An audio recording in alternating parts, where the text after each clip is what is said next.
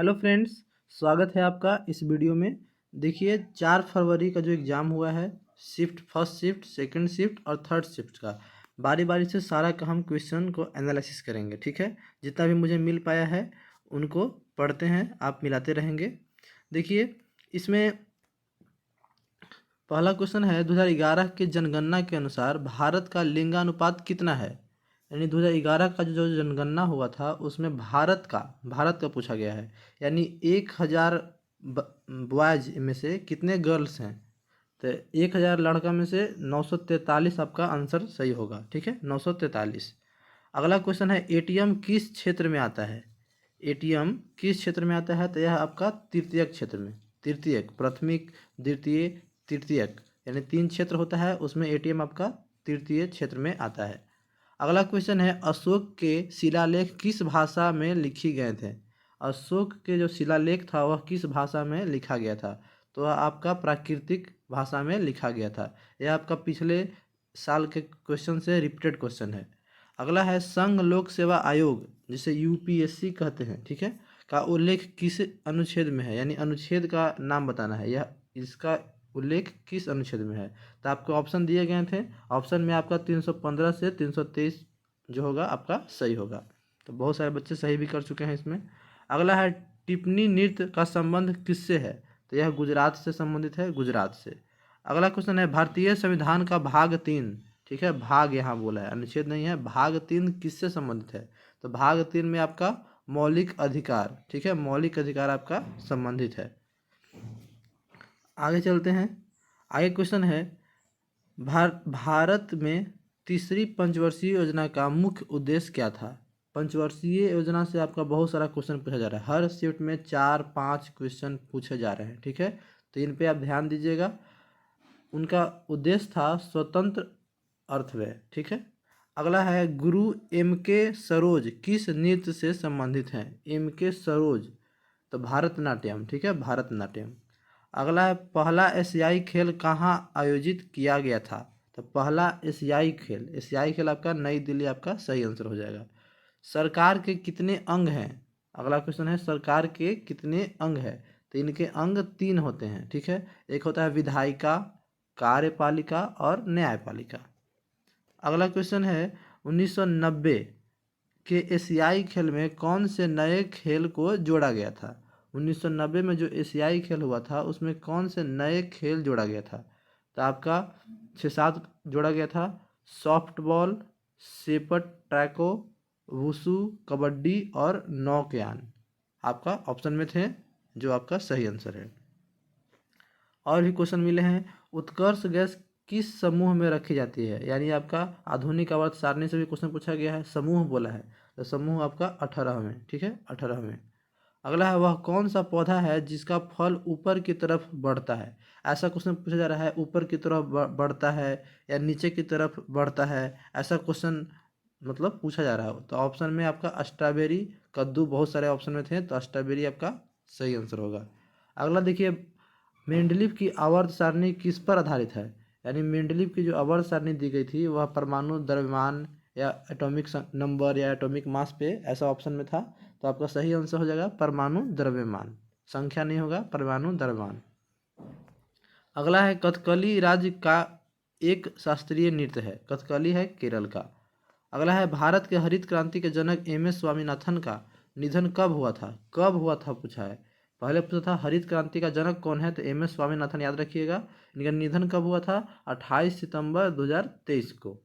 अगला है प्रधानमंत्री रोजगार योजना यानी PMRY योजना किस वर्ष शुरू की गई। तो 1993 ईस्वी में। कब की गई, 1993 ईस्वी में। आप कमेंट कीजिएगा कितना आपका सही आंसर है और कितना क्वेश्चन सही ला पाए हैं या नहीं। माइकल फराडे ने विद्युत चुम्बकीय प्रेरण की खोज कब की थी। तो 1831 ईस्वी में। साल 2022 के महात्मा गांधी की कौन सी जयंती मनाई गई थी। तो आप यहाँ से निकाल भी सकते हैं इनके जन्म तिथि से, तो 153वां। ठीक है। हरित क्रांति किससे संबंधित है। तो हरित क्रांति ऑप्शन में दिए गए थे ज़्यादातर गेहूं से, तो गेहूं आपका सही आंसर होगा। डोबराइनर का त्रिक सिद्धांत कब आया था। देखिए वहाँ पूछा है मेंडलीफ वाला, तो यहाँ पूछा है कब आया था, तो 1817 ईस्वी में। ठीक है, 1817 ईस्वी में। अगला हिंदी से कुछ क्वेश्चन मिला है हमको। हर्ष का विलोम क्या होगा? तो विषाद होगा। ठीक है। खेद होना, यानी खेद होना मुहावरे का अर्थ क्या है? तो किसी अपराध या त्रुटि के लिए दुखी होना या पछताना, खेद हो गया। ठीक है। अगला है कमल का पर्यायवाची, यानी इससे मिलता जुलता वर्ड बताना है। तो पंकज जो भी है, सरोज, देख लीजिएगा, आपका सही आंसर होगा। क्वेश्चन अगला है, साल 1919 के भारत सरकार अधिनियम के समय भारत के वायसराय कौन थे? तो लॉर्ड चेम्सफोर्ड। ठीक है, लॉर्ड चेम्सफोर्ड। अगला है तमिलनाडु की राज्यपाल भी रह चुकी सुप्रीम कोर्ट की पहली महिला जज जिनका हाल ही में निधन हुआ है, वह कौन थी? तो फातिमा बीवी, फातिमा बीवी। ठीक है। और दो क्वेश्चन बचा है। 2024 में प्रवासी भारतीय दिवस की कौन सी स्वर्ण जयंती मनाई गई थी? तो 25वीं स्वर्ण जयंती मनाई गई थी, 25वीं। ठीक है। विष्णु का प्रवाची पूछा गया था, तो नारायण, माधव, दामोदर, गोविंद, केशव, चक्रपाणी, जनार्दन और मुकुंद। बहुत सारे ऑप्शन में थे, तो उसमें से ढूंढ के आपको एक को सही करना था। ये रहा आपका फर्स्ट शिफ्ट का। मैथ भी काफ़ी आसान पूछे गए थे इसमें, और रीजनिंग तो आसान रहता ही है। तो चलते हैं आगे शिफ्ट 2 में। जिनका शिफ्ट 2 में क्वेश्चन है वह देख लेंगे, और जिनका नहीं भी है, बाद में है, वह क्वेश्चन को एक बार एनालिसिस करते रहेंगे, आइडिया मिलेगा आपको कैसा क्वेश्चन पूछा जा रहा है। आपको ज़्यादा क्वेश्चन रिपीटेड भी होता है। ठीक है। चलिए आगे बढ़ते हैं। यह शिफ्ट 2 का क्वेश्चन है, भारत की आज़ादी के समय इंग्लैंड के प्रधानमंत्री कौन थे? भारत जब आज़ादी के समय इंग्लैंड के प्रधानमंत्री कौन थे? तो एलिमेंट एटली। ठीक है। अगला है, कौन सा नृत्य तमिलनाडु राज्य से संबंधित है? तो तमिलनाडु राज्य से ऑप्शन दिए गए थे, उसमें भारतनाट्यम था, जो सही आंसर है। सोवना नारायण का संबंध भारत के किस शास्त्रीय नृत्य से है? तो कथक से। ठीक है, कथक। पारुल परमार किस खेल से संबंधित है? तो बैडमिंटन। समय सीमा से 1 वर्ष पहले किस पंचवर्षीय योजना को समाप्त कर दिया गया था? देखिए, फिर पंचवर्षीय योजना से इस शिफ्ट में भी क्वेश्चन पूछा गया है, इस पर ज़्यादा ध्यान दीजिएगा। ठीक है। तो पाँचवीं पंचवर्षीय योजना को, ठीक है, पाँचवीं, 1 वर्ष पहले समाप्त कर दिया गया था। अगला है, कलिंग नृत्य महोत्सव किस राज्य से संबंधित है? कलिंग, तो उड़ीसा, उड़ीसा। तेलंगाना के नए राज्यपाल का नाम क्या है? तो जिष्णु देव वर्मा। ठीक है। याद रखिएगा, नए राज्यपाल पूछा है, जो 5 चेंज हुए हैं ना, उनको आप एक बार याद कर लेंगे। फिर देखिए, पंचवर्षीय योजना का संबंध किससे था? तो किससे संबंध था? भारत के आर्थिक और सामाजिक विकास का। ठीक है। यानी पंचवर्षीय योजना से हर शिफ्ट में 4-5 क्वेश्चन पूछा जा रहा है। अगला है, किस भारतीय राज्य में लोक रंग उत्सव मनाया जाता है? तो मध्य प्रदेश में। कहाँ मनाया जाता है? मध्य प्रदेश में। लोकसभा को भंग करने की शक्ति किसके पास होती है? तो राष्ट्रपति के पास होती है। नृत्य के लिए भारत रत्न किसे मिला है? तो अब तक किसी भी नृत्यांगन को भारत रत्न से सम्मानित नहीं किया गया। अब साथ साथ बड़ा बड़ा 4 ऑप्शन में दिए गए थे, तो पढ़ करके आपको सही टिक आउट करना था। कुछ के नाम भी दिए गए थे जो गलत है। अगला है, भारत की प्रथम पंचवर्षीय योजना किस पर आधारित थी? ठीक है, प्रथम पंचवर्षीय योजना, तो हैरोल्ड डोमर मॉडल। याद रखिएगा। भारत की तीसरी पंचवर्षीय योजना का मुख्य उद्देश्य क्या था? यह सब क्वेश्चन पूछा गया है, ये मत सोचिएगा कि गलत है। पंचवर्षीय योजना से 4-5 क्वेश्चन पूछा गया है। तो स्वतंत्र अर्थव्यवस्था। अगला है, प्रधानमंत्री रोजगार प्रोत्साहन योजना कब शुरू हुई थी? कब शुरू हुई थी? तो 9 अगस्त 2016। आपका छोटा डेट भी दिया गया था ऑप्शन में। ठीक है। आगे चलते हैं। पारुल परामार किस खेल से संबंधित हैं? तो पारा बैडमिंटन। अगला है, बांग्लादेश का धर्म कौन सा है? तो इस्लाम धर्म है। ठीक है, इस्लाम। नीलगिरी पर्वत श्रृंखला कहाँ स्थित है? तो तमिलनाडु। कहाँ है? तो तमिलनाडु। 2-4 क्वेश्चन और बच रहे हैं। अगला है, पारुल चौधरी का संबंध किससे है? तो एथलेटिक्स। दुराग्रह का विलोम क्या होगा? तो आग्रह। ठीक है।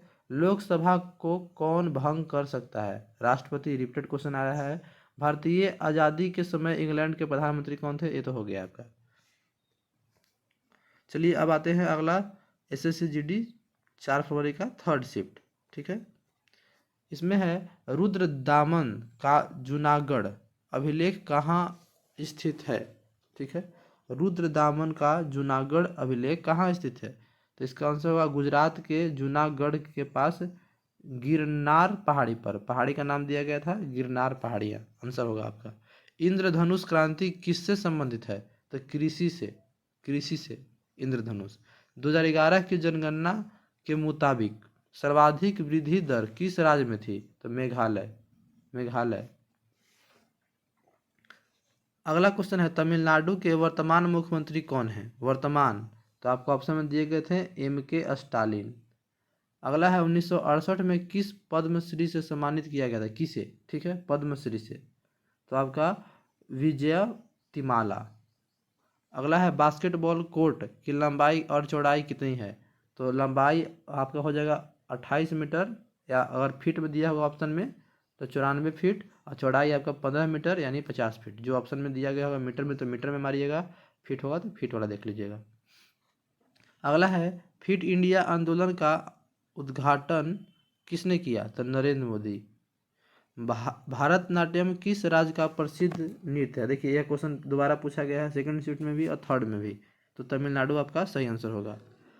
R वेंकट राव किससे संबंधित है? तो भारतीय यह प्रशासक और राजनेता हैं। ठीक है। अगला है, म्यांमार की आधिकारिक भाषा क्या है? आधिकारिक भाषा म्यांमार जो हमारे बगल में है, तो बर्मी। ठीक है, बर्मी। अगला क्वेश्चन है, निम्नलिखित में से किस देश की भारत के साथ अंतर्राष्ट्रीय सीमा नहीं है? ऑप्शन दिए गए थे नेपाल, भूटान ऐसे करके, तो आपका श्रीलंका। राज्यपाल के पास राज्य की कौन सी शक्ति नहीं होती है? तो सैन्य और राजनीतिक शक्तियां नहीं होती हैं, पूछा है। नीति आयोग की रिपोर्ट के मुताबिक किस राज्य ने बहुआयामी गरीबी कम करने से सबसे ज़्यादा काम हुआ है? तो यूपी में। ठीक है, यूपी। बसंत पंचमी किस राज्य में मनाई जाती है? तो खासकर हरियाणा और पंजाब में। ऑप्शन में थे आपका जो आपका सही थे, ज़्यादातर पंजाब में मनाया जाता है। हाँ, अब यहाँ पे कुछ हिंदी का क्वेश्चन मिला है जिसे भी हम लोग देखेंगे। हाथ का मैल होना मुहावरे का अर्थ है क्या? कोई व्यक्ति आसानी या बिना किसी मेहनत के कोई वस्तु हासिल कर लेता है, यानी हाथ का मैल होना। ये मेरा बोलते हैं कि पैसा हाथ का मैल है, यानी बहुत आसानी से हम कमा सकते हैं। जादू टोना से जुड़ी जानकारी किस वेद में है? ऐसा क्वेश्चन था, तो ऑप्शन दिए गए थे 4 वेदों को, उसमें अर्थवेद जो है आपका सही आंसर है। उन्नति शब्द का विलोम पूछा गया था, जिसका आंसर हो जाएगा अवनति, ऑप्शन में थे आपके। अगला है, दुराग्रह शब्द का विलोम, तो आग्रह, रिपीट क्वेश्चन है। कान भरना मुहावरे का अर्थ है क्या है? कान भरना आप जानते भी होंगे, मन में किसी के लिए गलत बात कहना या चुगली करना, जिसे समझ सकते हैं चुगली करना। और भी बहुत सारा क्वेश्चन है मैथमेटिक्स का जो काफ़ी आसान पूछे गए थे, से आपका टाइम को ध्यान रख करके ज़्यादा क्वेश्चन अटेम्प्ट करिएगा कि आपको अच्छा पद मिल पाए। ठीक है, सिर्फ क्लियर करने से नहीं होता है, आपका मेरिट भी बनता है। तो प्रीवियस ईयर जितना भी आपका आगे एग्जाम है, यह सारा क्वेश्चन आप देखते रहिएगा, एक आइडिया मिलेगा और याद भी करिएगा। इसका शॉर्ट वीडियो भी डाल दिया जाता है चैनल में जल्द ही, यह तो आपको लेट से मिलेगा। धन्यवाद।